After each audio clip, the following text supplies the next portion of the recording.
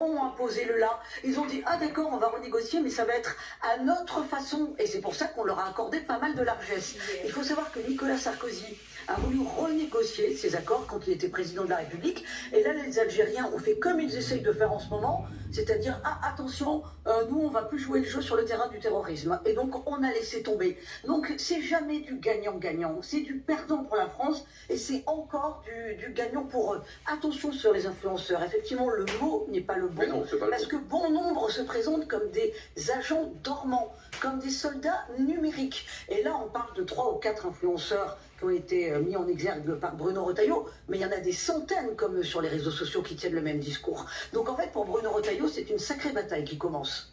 Pierre Ribolis, le mot de la fin sur le sujet. Je rejoins ce que dit Véronique Jacquet, parce que justement, l'Algérie était française, et on a l'impression que nous ne sommes pas encore sortis véritablement de la guerre d'Algérie. Alors, c'est qu'il y a un devoir de mémoire à faire, est-ce qu'il y a un solde à faire? C'est toute la question, mais effectivement, nous ne sommes pas sortis de cette guerre-là, puisque ces accords, les accords de 68, c'est exactement ce que je voulais dire. D'ailleurs, c'est marrant, vous m'avez coupé l'arbre sous pied, mais on a remodelé les accords de 62 et nous ne sommes vraiment pas sortis, encore une fois, de ce conflit. 18h30, très précisément, vous êtes bien sur Europe 1 et sur CNews, le moment de faire un tour de l'info avec Maureen Vidal.